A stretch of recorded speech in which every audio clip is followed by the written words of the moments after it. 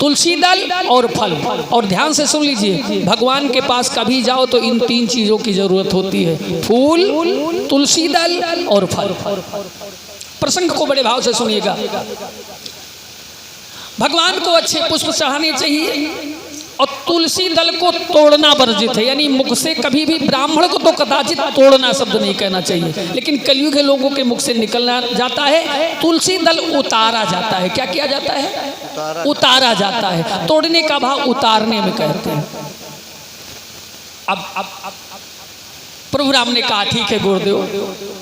लक्ष्मण जी खड़े हुए, कहा गुरुजी एक बात कहें, भैया की जाने की जरूरत नहीं है जनकपुर, ये बैठे, ये काम मेरे लिए छोड़ो, मैं अभी फूल फल सब कुछ लेके आता हूं। राम ने कहा ये बताइए कि तुमको समय मिला है कि हमको? काहे को गड़बड़ कर रहे हो? क्यों नहीं जाएंगे? मैंने तुमको बताया लक्ष्मण तुम बीच में ना बोलो करो, हम साथ में चलेंगे। चलो लक्ष्मण चुप हो गए। अब देखे भैया, राम जी और लक्ष्मण जी जनकपुर पहुंचे हैं और माता सीता जी अपनी सखियों के साथ माँ गिरजा की पूजन करने के लिए जाती हैं, जहां पर प्रभु का यानी ब्रह्म का एक नाम दिया है माता जी ने, मन जाहि राचहु मिलहि सो बर सहज सुंदर, सांवरो करुणा निधान सुजान शील स्नेह जानत रावरो।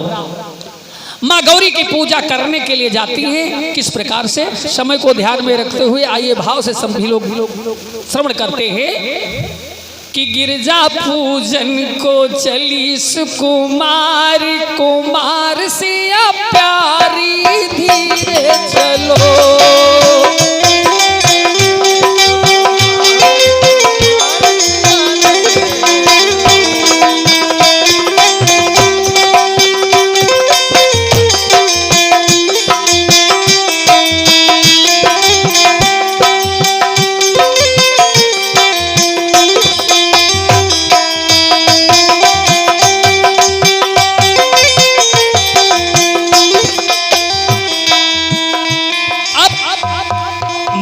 सीता जी सखियों के साथ माँ गौरी की पूजा करने के लिए आ रही हैं। इधर लता ओटते प्रगट भे तेहि अवसर दो भाई, राम जी और लक्ष्मण जी प्रकट होते हैं।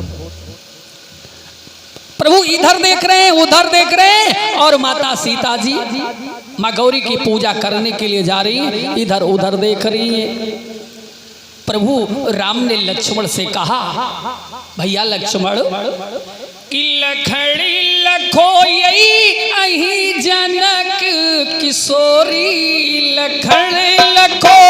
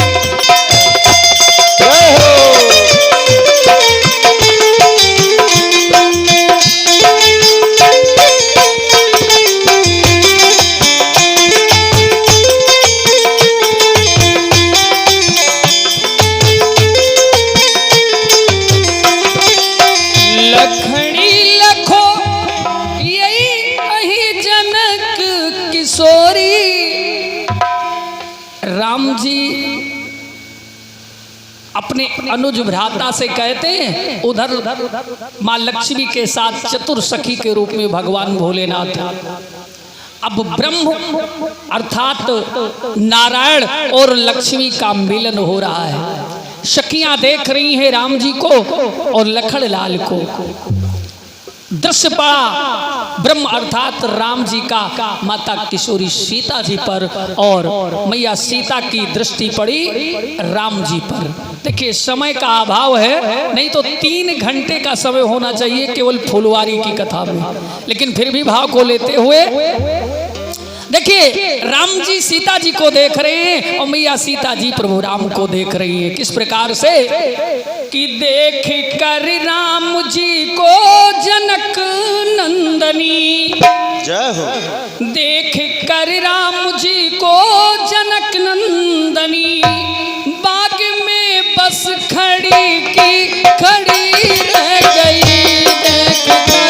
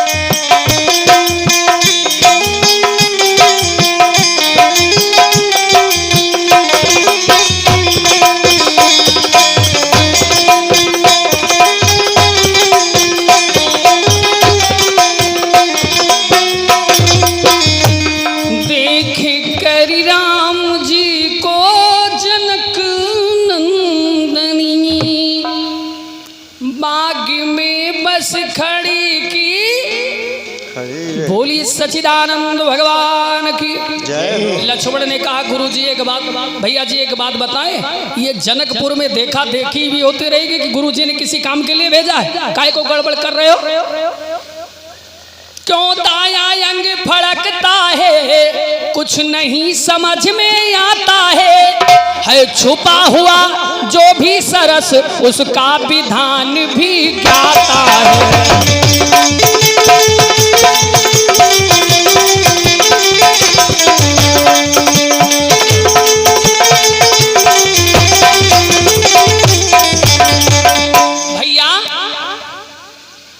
मेरा दाहिना अंग फड़क रहा है और गुरु की पूजा के लिए फूल फल और तुलसी दल लेने आए, इसलिए भैया क्यों दाया अंग फड़कता है, कुछ नहीं समझ में आता है छुपा हुआ जो भी सरस उसका विधान भी ज्ञाता है। भैया लेकिन अपना ये धर्म नहीं जो देखे सुंदर कन्या को, हे भ्रात यहाँ से शीघ्र चलो हो रही देर गुरु पूजन को।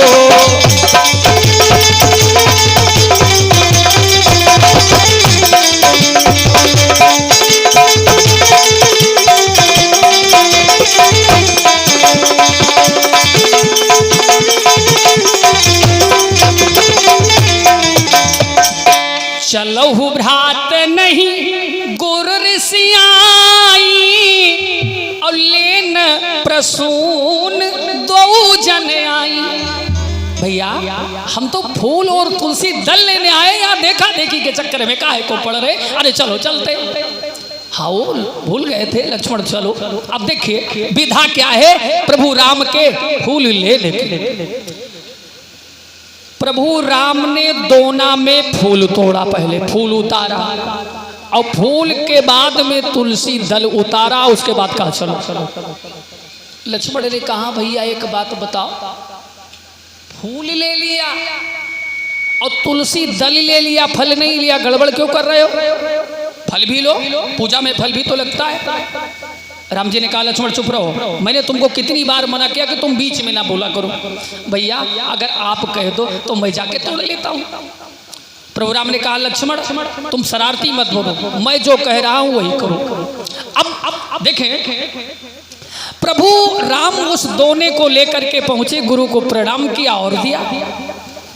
अब तो गुरु जी ने देखा तो पहले फूल तोड़ा तो दोना में नीचे फूल, उसके ऊपर उतारा तुलसी दल तो उसके ऊपर तुलसी दल, तो पहले मिला गुरु जी को तुलसी दल।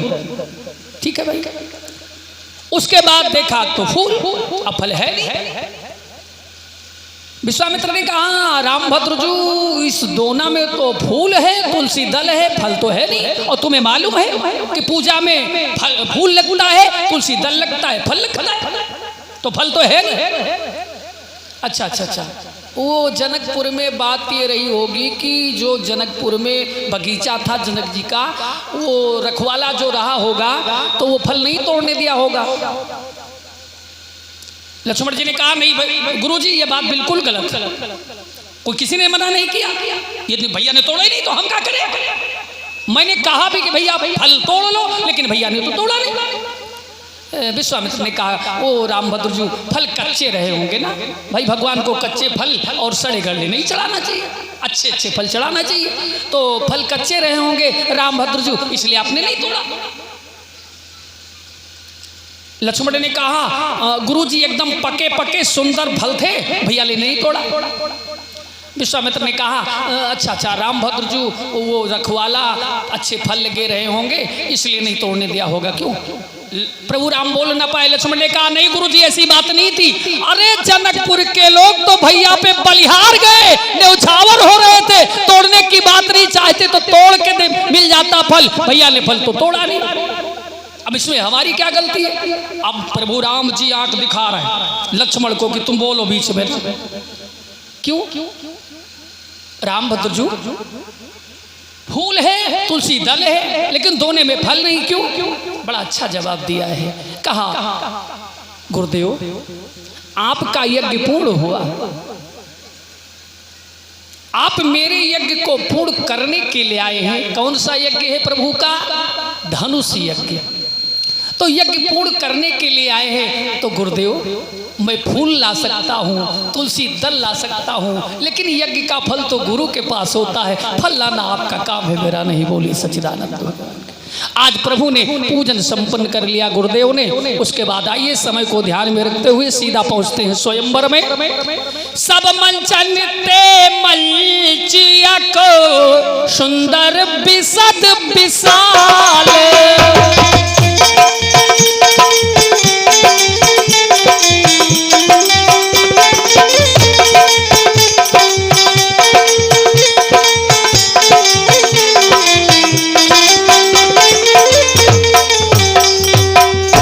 विश्वामित्र राम और लक्ष्मण के लिए बढ़िया सुंदर सा आसन बनाया है। देश देश के भूपत नाना आए हुए हैं, सब लोग बैठे हुए हैं। आदेश मिला धनुष तोड़ने के लिए।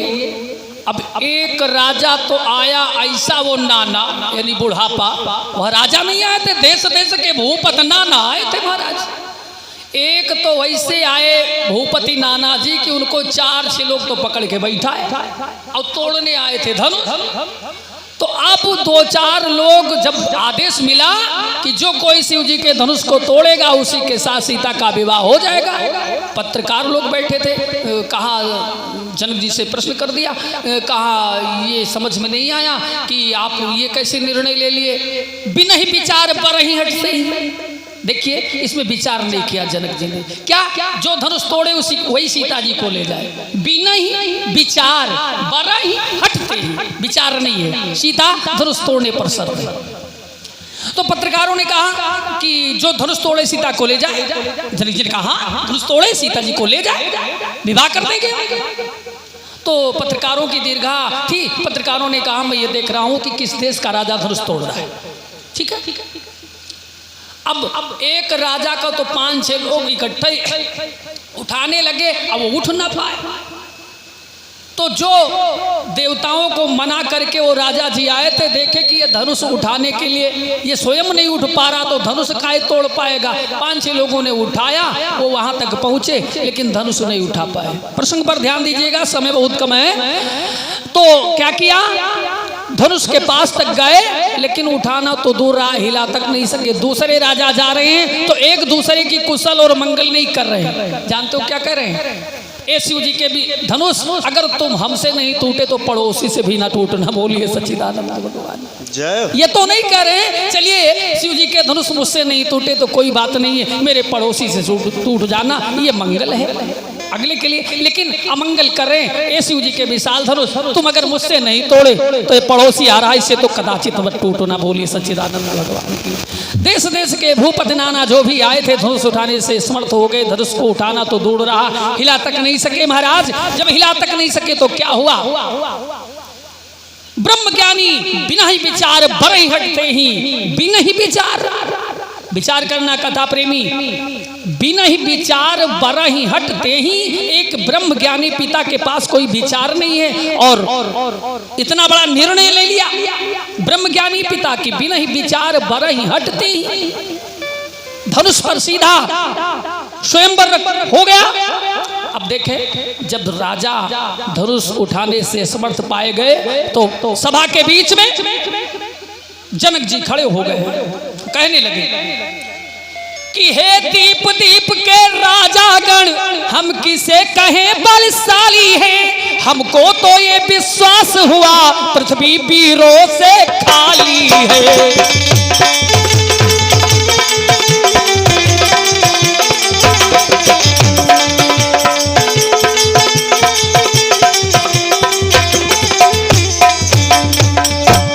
हुआ स निज निज ग्रह जाहू, लिखा न विधबय देहि विबाहू।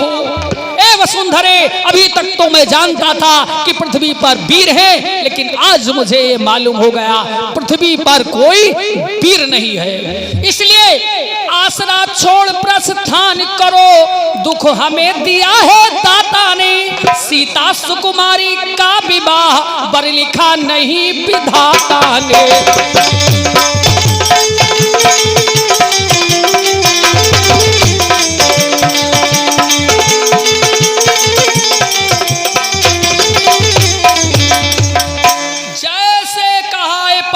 नोट करिए, पृथ्वी पर कोई वीर नहीं। लक्ष्मण जी कुछ बोलने वाले थे, लेकिन अब किसी का आदेश नहीं, चुपके से प्रभु राम ने कहा अगर कुछ बोलना है तो लक्ष्मण बोल लो। बोलिए सच्चिदानंद भगवान की जय। इसलिए याद रखना मानस प्रेमियों, अगर आपसे बड़ा कोई बैठा है तो या तो बड़े का अनुमति मिले तब बोलो, नहीं मत बोलो महाराज। लक्ष्मण जी खड़े हो गए सभा के बीच में, कहने लगे जनक क्या कहा तुमने? पृथ्वी पर कोई वीर नहीं, ये पृथ्वी पर वीर है ही नहीं। जनक, सच्चे योद्धा सच्चे छत्री अपमान नहीं सह सकते हैं, जिनको सुनने की ताब नहीं वो कैसे चुप रह सकते हैं।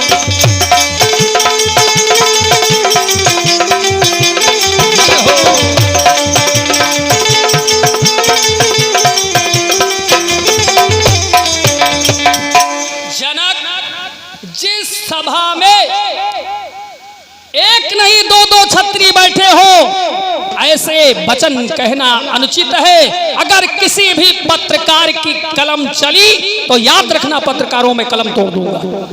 अभी निर्णय नहीं हुआ कि पृथ्वी पर कोई वीर है कि नहीं, और तुम लिख दोगे कि पृथ्वी पर कोई वीर नहीं, इसलिए निर्णय हो जाने दो। जनक ध्यान से सुनो, चलो कह दिया होगा तुमने, अपमान त्याग कर कहता हूँ आदेश तुम्हारा पाऊं में, तो धनुहे की क्या विषाद सारा ब्रह्मांड उठाऊं मैं। कच्चे घड़े समान से दम भर में फोड़ फाड़ डालूं, लाऊं तार कर तारों को सुरमे की तरह पीस डालूं, फिर धनुष पुराना घिसा पिटा तिनके सा कुछ गिनती में, लाए दौड़ो सैकड़ों कोस इतना तो बल है उंगली में। प्रभु राम ने कहा बस लक्ष्मण सावधान, बाकी बोलने की कोशिश मत करना। बोली सच्चिदानंद भगवान जय हो। प्रभु राम ने कहा ये बताओ लक्ष्मण, हमने कुछ बोलने की बात कही है, आप तो बहुत कुछ बोल गए। तो लक्ष्मण ने कहा भैया हम गलत क्या बोले? तो कहा अभी अभी तुमने कहा क्या कि मैं ब्रह्मांड फोड़ दूंगा, कच्चे घड़े के समान तोड़ दूंगा। राजाओं ने कहा कि ये छोटा वाला गड़बड़ क्यों कर रहा है भाई? अरे बात तो हो रही है धनुष तोड़ने की, और ये ब्रह्मांड क्यों फोड़ रहा है? अरे बात हो रही ब्रह्मांड तो फोड़ने की नहीं, धनुष तोड़ने की। ये धनुष तोड़े ब्रह्मांड नहीं फोड़े, नहीं गड़बड़ होगा। प्रभु राम ने कहा गड़बड़ नहीं। लक्ष्मण आज बताओ तुमने ये क्यों कहा कि मैं ब्रह्मांड फोड़ दूंगा? तुम ब्रह्मांड फोड़ सकते हो? लक्ष्मण ने कहा याद रखिए भैया, मैं जोश में होश रखता हूं। क्या करता हूं? जोश में होश रखता हूं। तो राम जी ने कहा क्या होश रखा? क्या होश रखा तुमने? तो कहा सुनो। कहा भैया मैंने कहा कि सारा ब्रह्मांड में उठा सकता हूं, कच्चे घट के समान फोड़ सकता हूं। यही तो कहा। तो राम जी ने कहा तो तुमने यही तो कहा ये बताइए तुम ब्रह्मांड क्यों फोड़ रहे थे, ये बताओ। तो लक्ष्मण ने कहा भैया मैंने कहा काचे घट जिम डारौ फोरी। याद रखना, कच्चा घड़ा यानी पकाया ना गया हो, कुम्हार के यहाँ बना हो, अगर फूट जाए तो वो दोबारा बन सकता है। बन सकता कि नहीं? क्यों भाई? अगर कच्चा घड़ा है, मिट्टी से बन के तैयार हुआ, अचानक कारण बस फूट गया तो कुम्हार उस मिट्टी से दूसरा घड़ा बना सकता है? तो इसमें गलत भैया मैंने क्या कहा? तो प्रभु राम ने कहा लक्ष्मण तुम घड़े की बात कर रहे हो, यहां तो ब्रह्मांड फोड़ रहे थे। तो कहा भैया एक बात ये बताओ, कुम्हार मिट्टी के घड़े को बनाता है? हाँ। तो कहा मिट्टी के घड़े को कुम्हार बनाता है ना? तो कहा हाँ। तो कहा ब्रह्मांड किसने बनाया? तो प्रभु ने कहा हमने बनाया। तो कहा कि वो घट बनाने वाला कुम्हार और तुम ब्रह्मांड बनाने वाले कुम्हार। राम जी बिगड़ गए, तुम छत्री हम कुम्हार, अब तो विवाह गड़बड़ हो जाएगा, कैसे हम कुम्हार? लक्ष्मण ने कहा भैया मैं जोश में होश रखता हूं, ध्यान से सुनो। अगर मिट्टी के घड़े को बनाने वाला कुम्हार है तो ब्रह्मांड बनाने वाला कौन है? प्रभु ने कहा मैं। तो कहा अगर आप है तो फिर याद करो भैया, फिर आप कुम्हार हुए कि नहीं? देखिए समय का अभाव है, ठीक 5 बज चुके हैं, लेकिन फिर भी इस प्रसंग में 5 मिनट में लेता हूं आप लोगों का। चलेगा? हाथ उठाओ, चलेगा? 5 मिनट, केवल 5 मिनट में इस प्रसंग को मैं समेट रहा हूं, बाकी रात्रि में जैसा प्रभु की कृपा होगी। अब विश्वामित्र महाराज ने समझा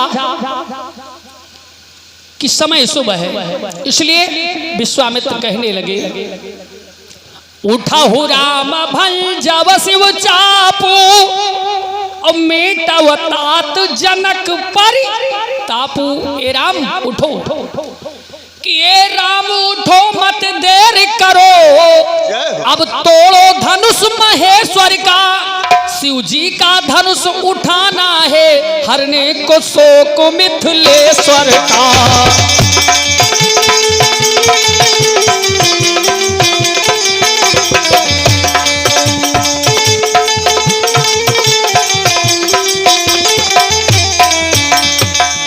तो सुनी गुरु बचन चरण सिर नावा। विश्वामित्र के चरणों में प्रणाम किया प्रभु राम ने। सुनी गुरु बचन चरण सिर नावा, हरस बेता विषाद न कछ उरुयावा। कहाँ पहुंच गए? धनुष मकसाला के पास।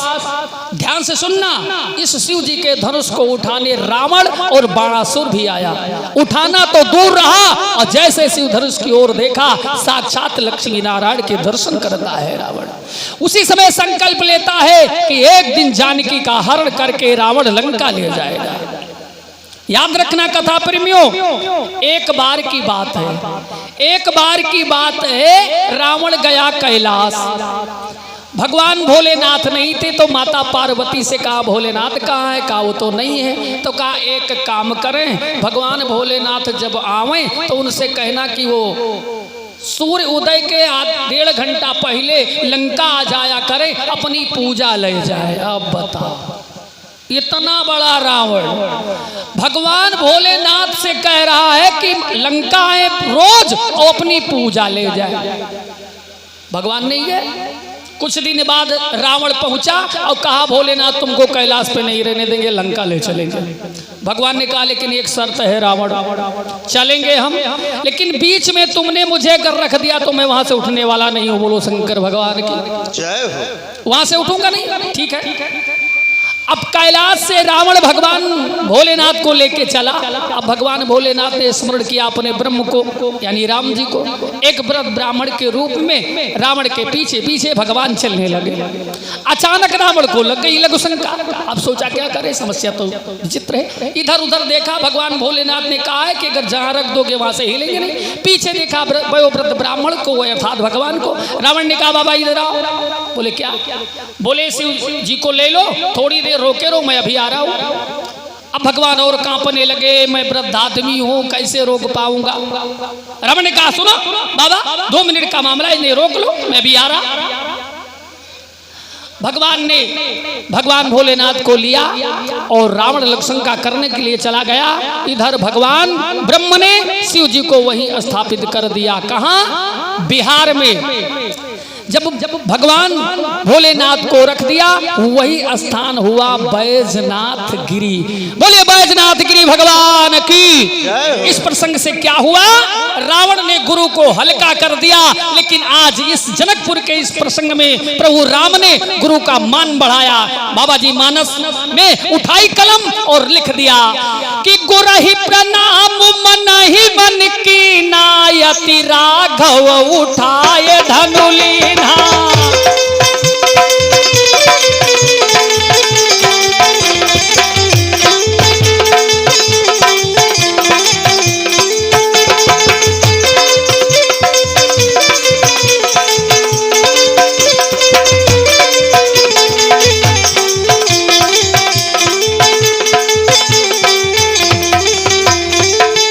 लेत उठावत खैचत गाढ़े, काहू न लखा लोग सब ठाड़े।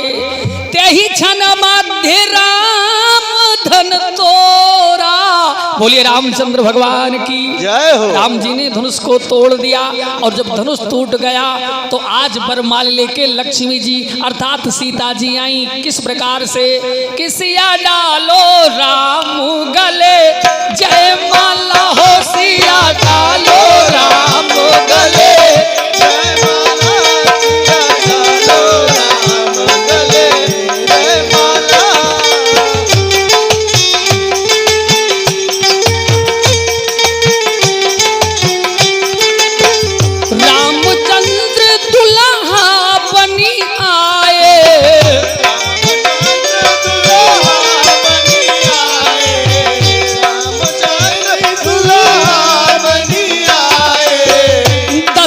समुधी महिपाला हो सिया डालो राम गले, जय माला हो सिया डालो राम गले, जय माला हो सिया डालो राम गले, जय माला।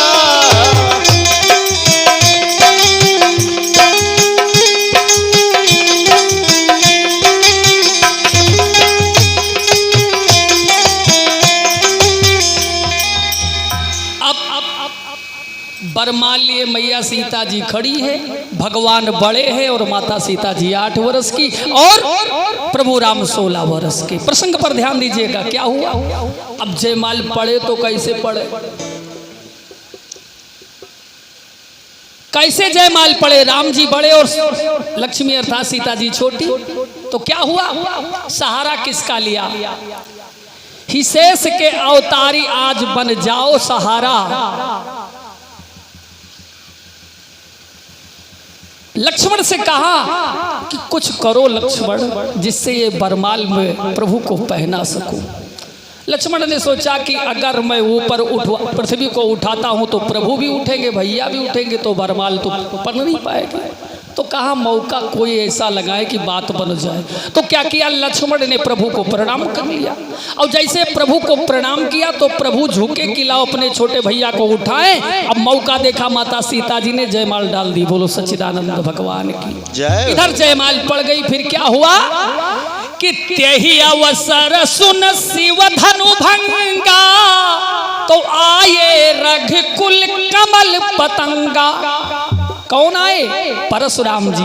कि तेहि अवसर सुन शिव धनु भंगा, आए रघुकुल कमल पतंगा।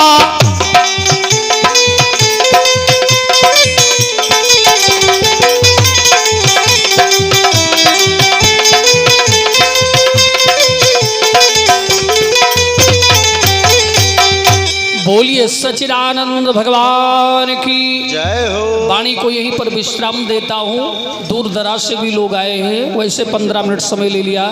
देखें, रात्रि में कथा का समय वही है, लेकिन कथा का समय जनमानस के प्रेम पर है, लेकिन रात्रि में भगवान के विवाह की कथा है। और आज प्रभु की इतनी बड़ी अनुकंपा हुई है हमारे पांडे परिवार पर, जिसके द्वार पर, जन्म स्थान पर प्रभु के जन्म की कथा होती है, या प्रभु के विवाह की कथा होती है, या विवाह उत्सव मनाया जाता है, वो भूम, वो कुल, वो परिवार धन्य हो जाता है। याद रखना मेरे भाई बहन, अगर परमात्मा ने तुम्हें बेटा दिया है तो तुम्हारा धर्म है कि उस बेटे का विवाह करो।